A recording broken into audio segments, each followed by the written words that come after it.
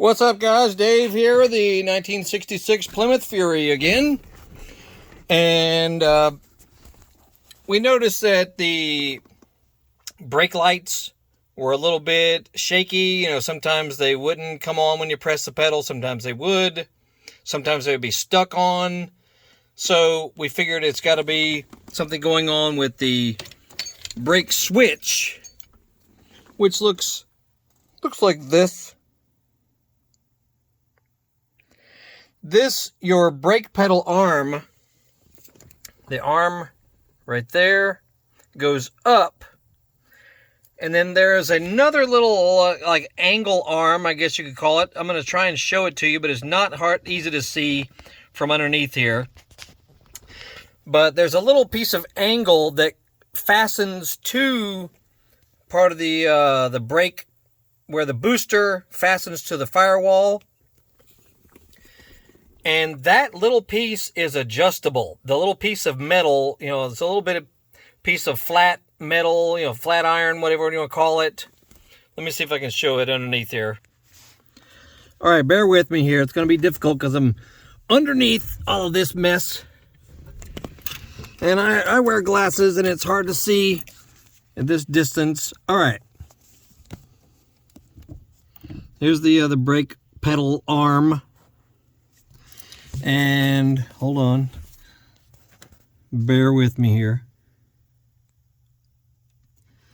Up in here. All right.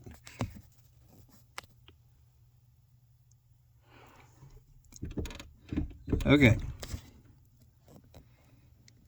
See that bolt? All right, I know that's hard to see. Hold on, so I can steady this camera. See that bolt with that white piece of nylon sheeting right there? That right there.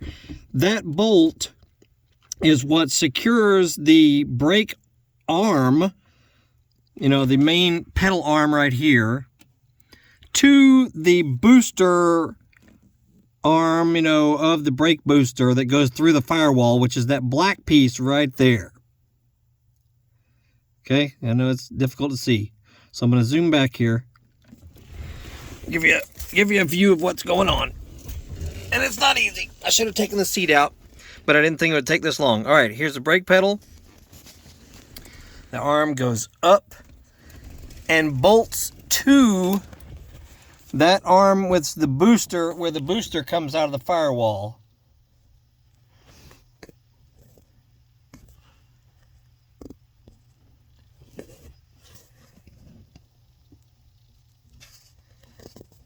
Hold on, we'll get there. That black shiny piece, there it is. The black shiny piece. And that black boot, see it right there? I know it's hard to see.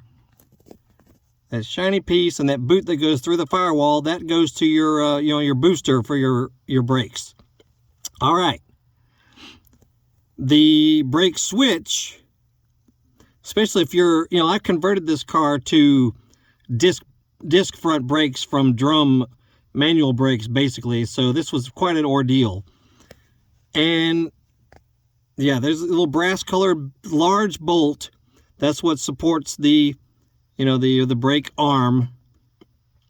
And the switch, there it is. The switch is just touching, see to the left there, that little white colored thing, that is the brake switch. And you basically have to manipulate the little angle iron that the switch is mounted to. You might have to take it out, and it's actually removable and adjustable. I did not realize that you can slide it back and forth. You know, you can fasten it, you know, it can be moved a good inch back and forth in a little channel. Anyway, no, it's hard to see. And if I can do this one-handed here. All right, see it up there? If you can just keep an eye on it up in the top.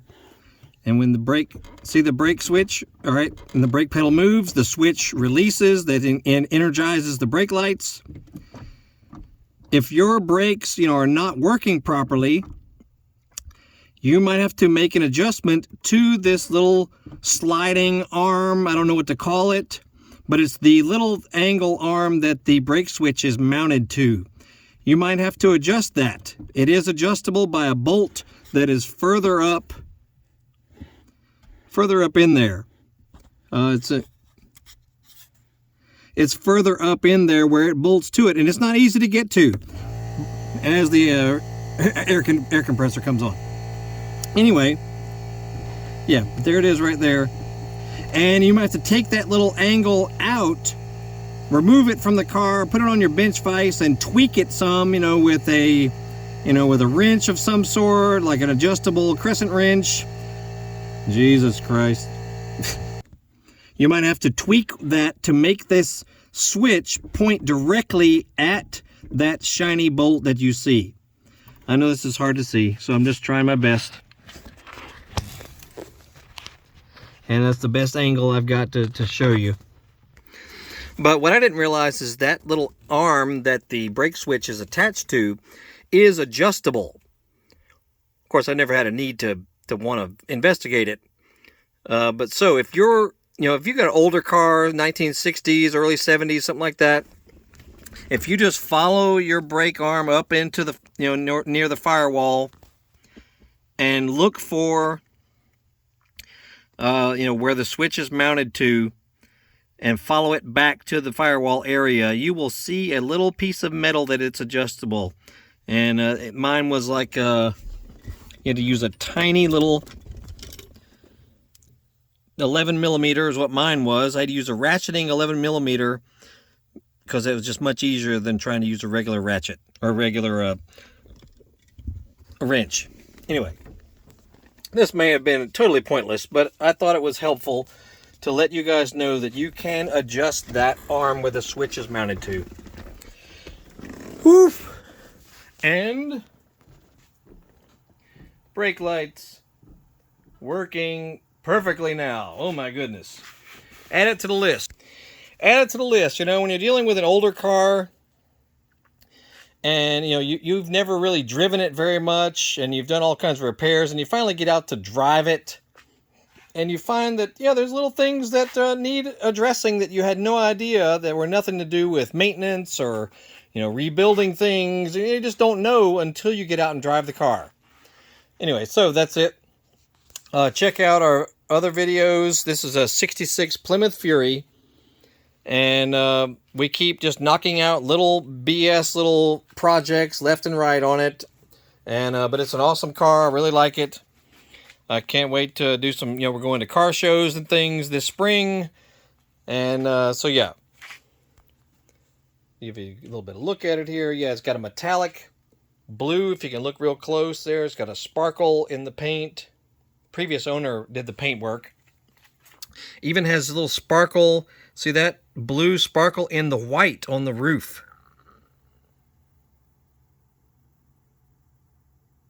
That is pretty cool if you ask me.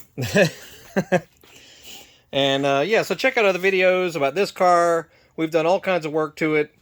And you'll see a playlist thumbnail that pops up at the end of this video. And you can also go into the description of this video.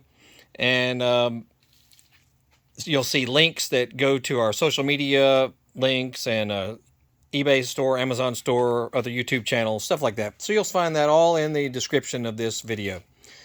Whew. It's not easy laying out on your back trying to get underneath there. So if you've done it, you know what I'm talking about. Anyway, this is a 66 Plymouth Fury, known as a C-body Chrysler. And so that may help you if you have a similar model, like a Belvedere, I believe, is one. And there's a couple other Plymouths in the mid-60s that had a similar layout and similar setup. That's it. Y'all have a good evening. We shall see you all later.